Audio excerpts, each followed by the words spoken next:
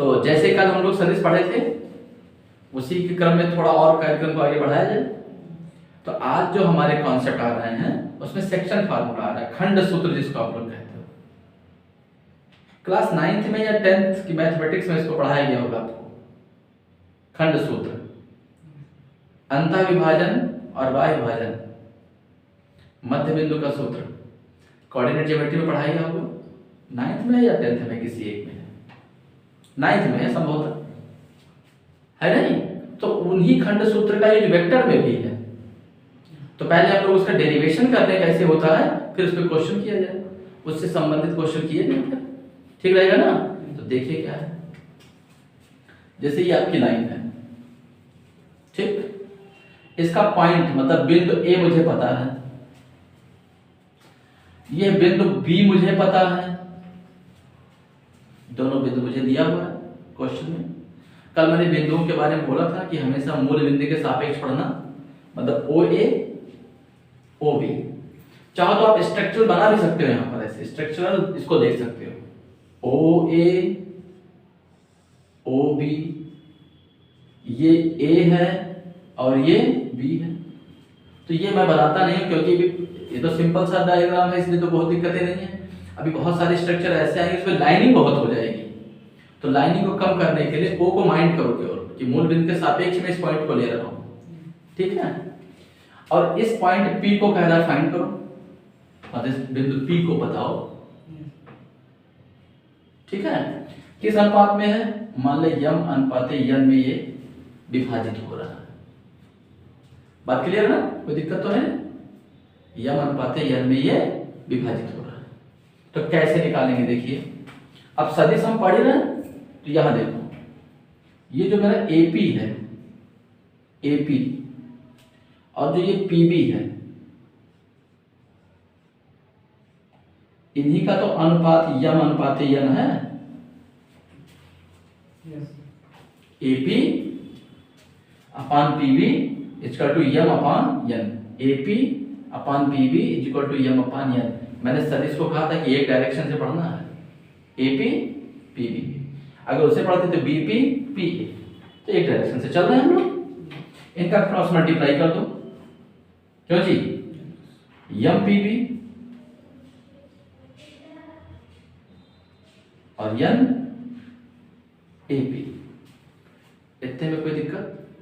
कल हम लोगों ने पढ़ा था कि अगर मुझे AB निकालना है तो मूल बिंदु के सापेक्ष B में से मूल बिंदु के सापेक्ष A को माइनस कर देते हैं, मतलब OB माइनस OA।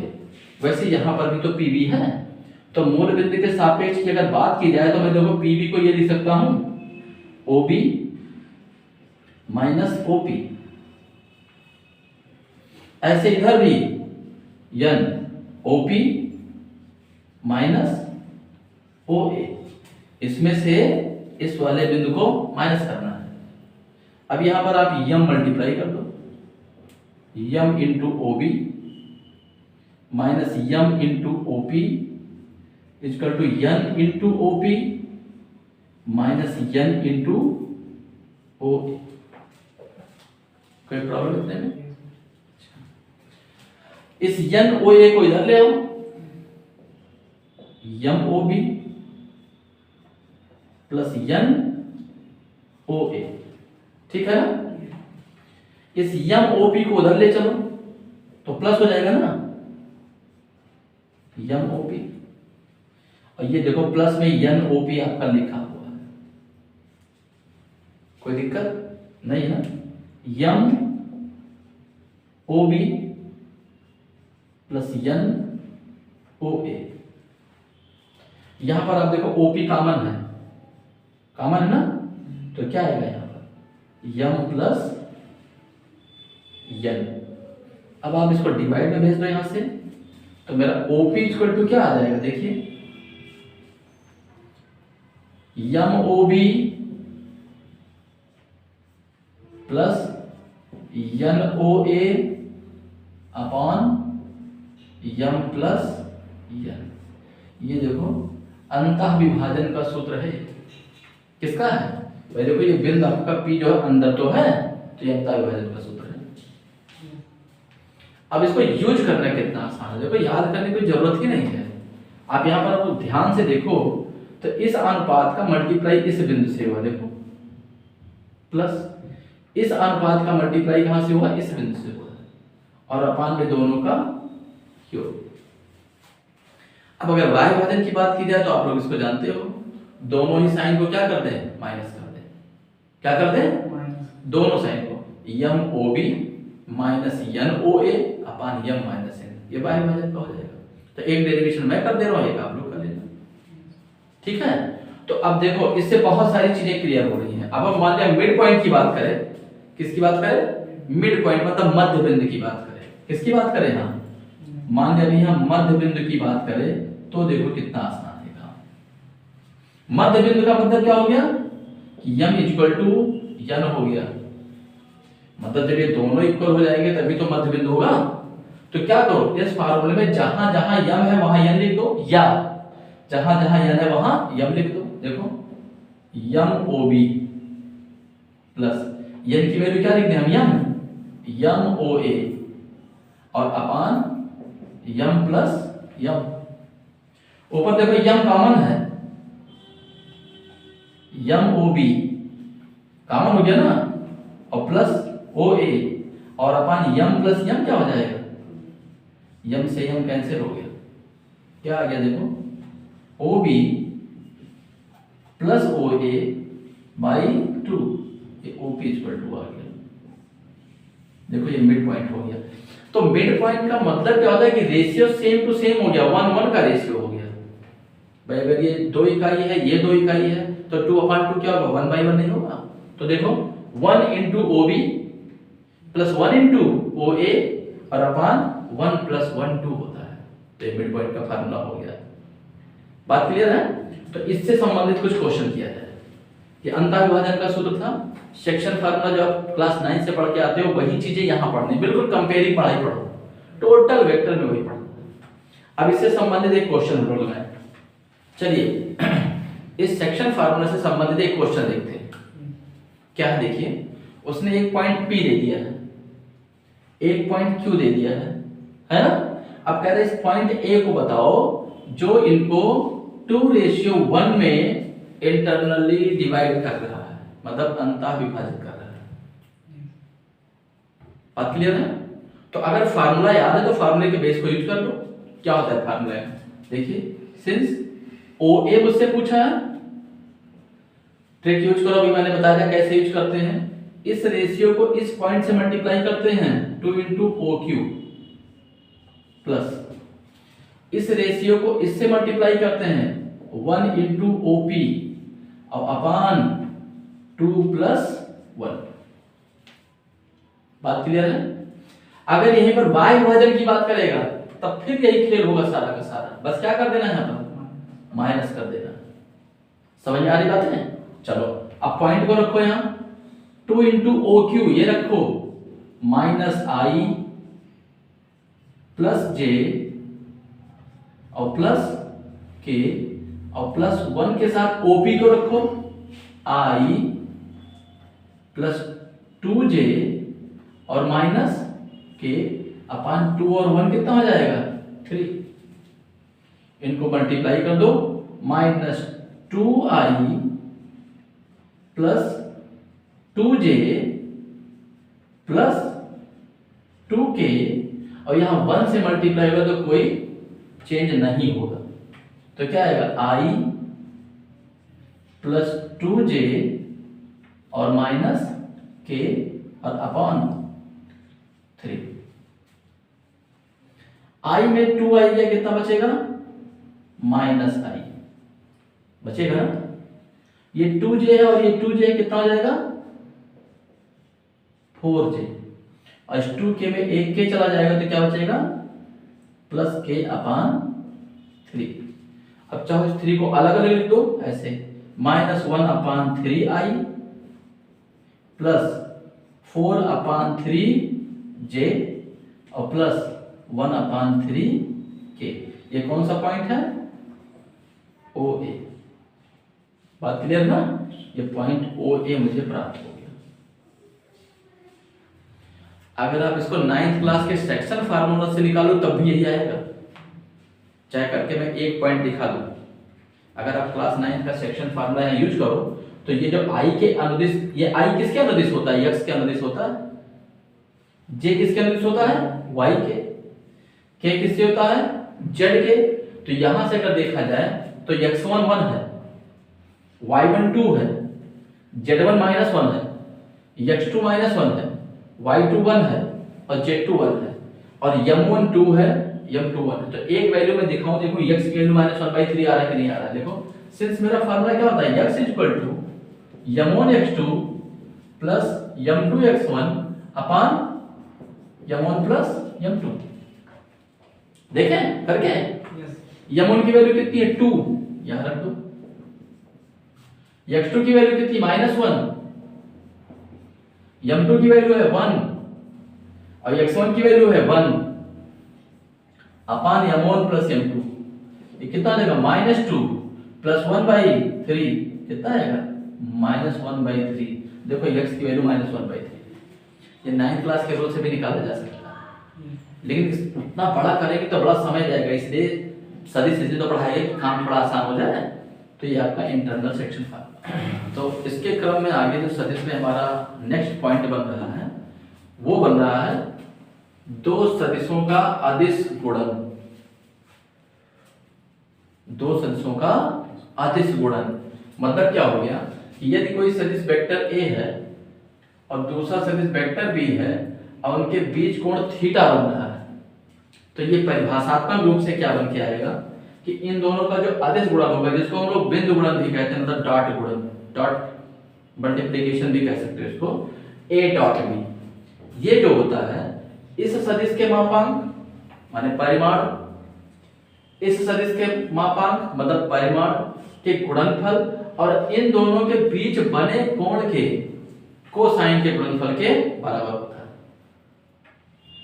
माने a और b का जो अदिश गुणन है उनके दोनों के मापांकों और उनके बीच बने कोण के कोसाइन के गुणनफल के बराबर होता है।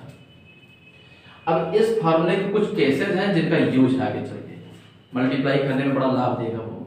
तो सबसे पहला केस क्या है, देखो फर्स्ट केस, इसका जो केस फर्स्ट मेरा बन के आता है कि यदि दोनों मतलब वेक्टर a और वेक्टर b अगर परपेंडिकुलर हो जाए, परपेंडिकुलर मतलब लंबवत हो जाए, तो अगर ये दोनों सदिश लंबवत हो गए तो इसका मतलब क्या हो गया, थीटा इक्वल टू क्या हो गया, 90 डिग्री हो गया।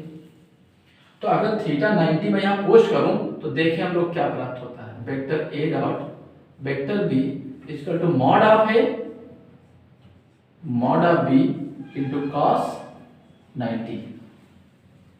ठीक है ना। अब cos 90 की वैल्यू क्या होती है, क्या होती है, 0 होती है।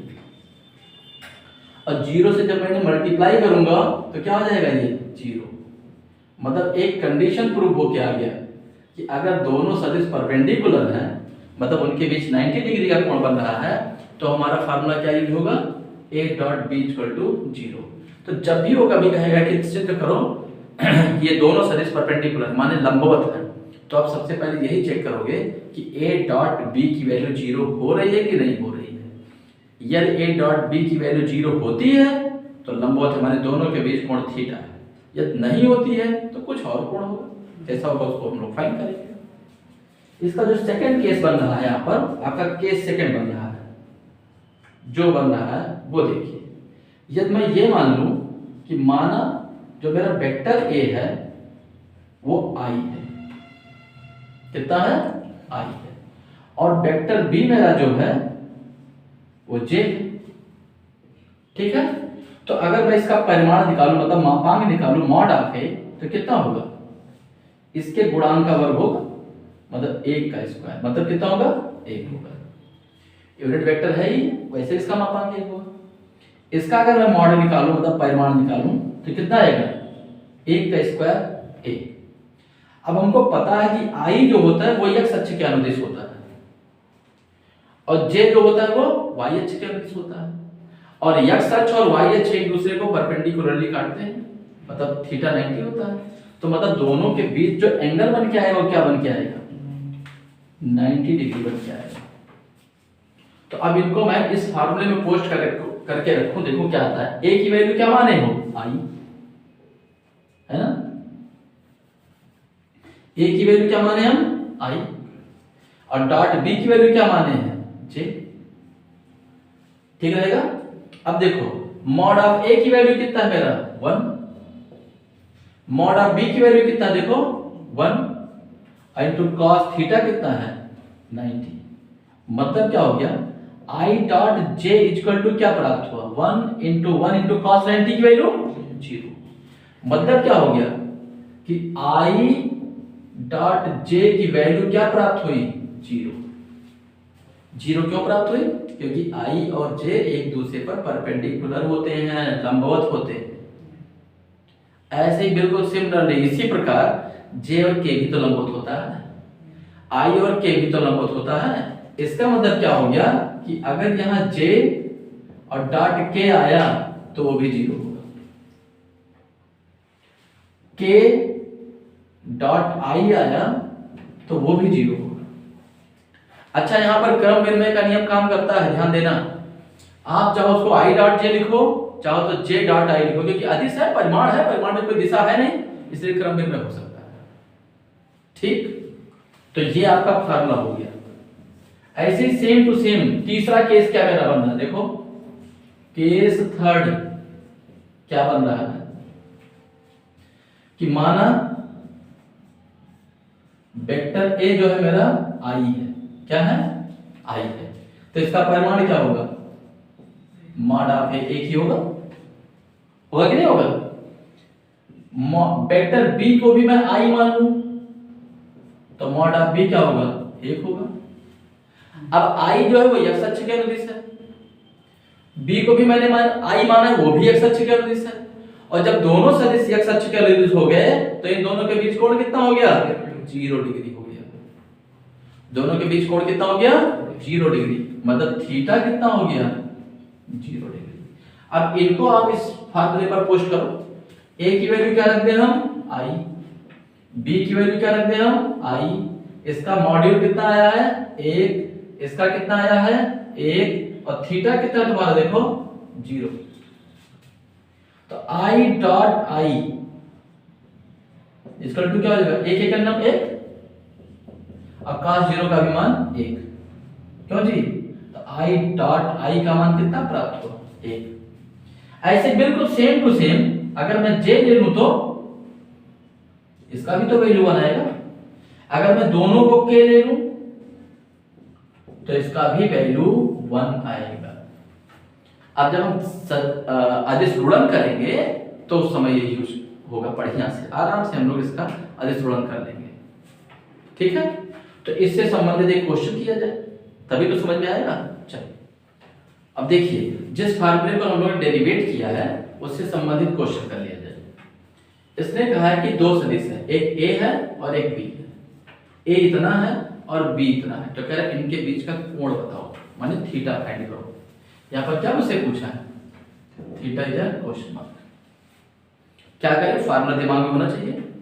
हमारे पास फार्मूला क्या होता है, ए डॉट बी, देखो यहाँ पर a dot b equal to क्या होता है, mod of a into mod of b into cos theta. फार्मूले को यूज करना आना चाहिए। आप फार्मूले को लिख दो, कहीं रफली लिख लो, मैंने तो लिख दिया ऐसे ही, आप रफ में लिखो। अब देखो यहाँ आवश्यकता किसकी है, देखो मॉड ऑफ ए मतलब ए के परिमाण की आवश्यकता है, तो आप ए का परिमाण निकाल दो। मॉड ऑफ ए निकालना आता है ना, क्या करते हैं परिमाण में, आई के गुणांक का वर्ग प्लस जे के गुणांक का वर्ग, किसका, गुणांक का, प्लस के गुणांक का वर्ग। तो इनको स्क्वायर करो, देखो कितना आएगा, 1 का स्क्वायर 1 माइनस 2 का स्क्वायर 4 है ना, और 3 का स्क्वायर 9, कितना आएगा ये, √14 मतलब 40, ये तो आएगा। अभी मुझे देखो बी के परिमाण की आवश्यकता है, तो यहां मॉड ऑफ बी निकालो,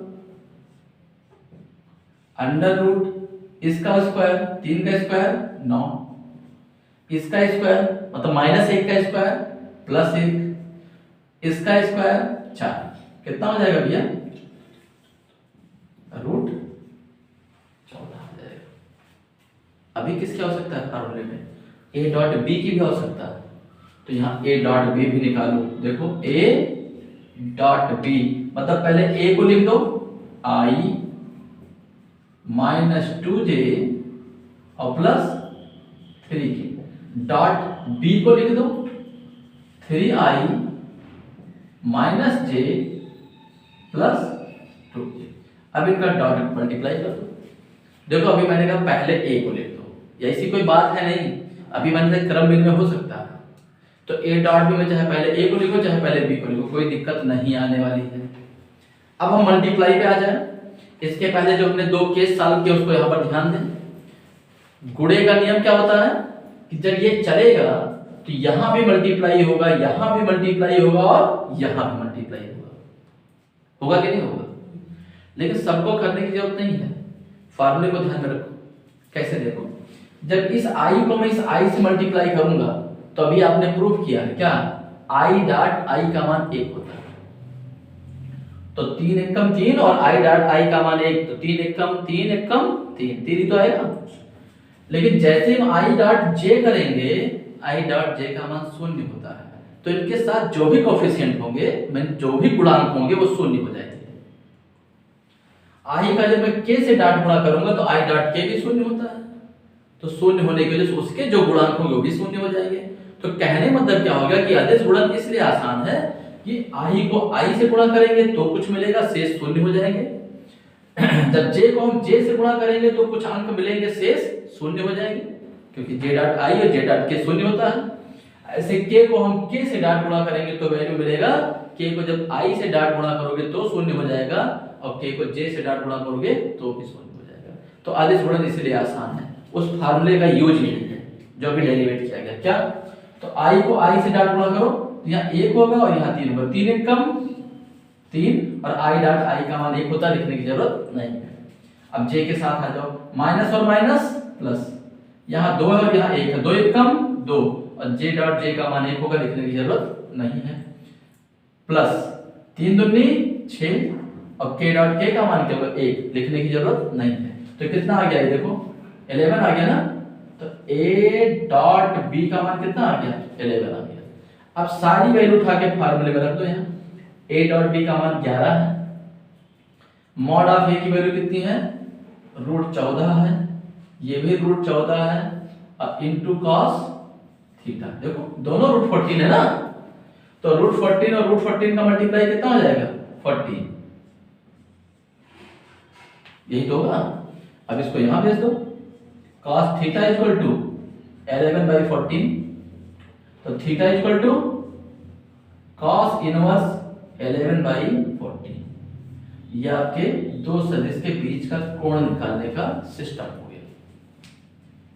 ठीक, अब आप इस क्वेश्चन को देखो, इसके लिए क्या बोला है, जैसे यहाँ पर मुझसे कोण पूछा और इसके लिए उसे डिफाइन कर दिया क्या कि यदि ये दोनों सदिश आपस में लंबवत हो, मतलब परपेंडिकुलर हो, तो लैम्डा की वैल्यू बताओ। देखो लैम्डा लिखा है ना, इस लैम्डा का मान बताओ। तो अभी हम लोगों ने परपेंडिकुलर होने के लिए केस सॉल्व किया है कि जब दो सदिश लंबवत होते हैं तो उनका अदिश गुणन क्या होता है 0 होता है। तो यहाँ पर ऐसे हेडिंग डालोगे, चूंकि वेक्टर ए जो है वो परपेंडिकुलर है किस पर, वेक्टर बी पर, इसलिए क्या हो जाएगा vector a dot vector b equal to क्या हो जाएगा 0 हो जाएगा।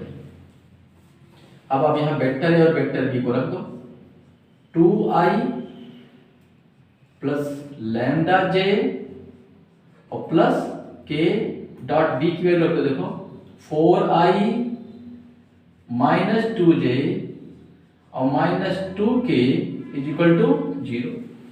फिर गुणे का वही नियम लगाओ। क्या? देखो i को i से मल्टीप्लाई करेंगे तो 2 4 जा 8 और i डॉट i की वैल्यू 1 होगी। j को j से मल्टीप्लाई कर दो तो देखो प्लस और माइनस क्या होगा माइनस 2 लैम्डा और j और डॉट j की वैल्यू 1 हो जाएगी। अब k पर आ जाओ, प्लस और माइनस माइनस, यहाँ कोफिशिएंट 1 है ना गुणांक, तो 2 एक कम 2 और k डॉट k का मान कितना होगा 1 इज इक्वल टू 0। यहाँ क्या बचा देखो 8 में 2 गया 6, ये तो बचा। और इस 2 लैम्डा को उधर भेज दो तो क्या आ जाएगा प्लस। अब ये 2 आके 6 को कैंसिल कर देगा तो कितना आएगा 3, लैम्डा की वैल्यू 3। ठीक है, कोई दिक्कत तो नहीं है। एक क्वेश्चन और है, कर दिया जाए? कर दिया जाए। 16 मिनट तो एडिट हो गया तो 5 मिनट में आ ही जाएगा, 15 मिनट आ जाएगा ना, क्योंकि इसमें कुछ रुके नहीं है। देख लो, बहुत बढ़िया क्वेश्चन था। हम सोच रहे थे इसको बाई फिगर बता दिया जाए, या कहते तो रहने दे।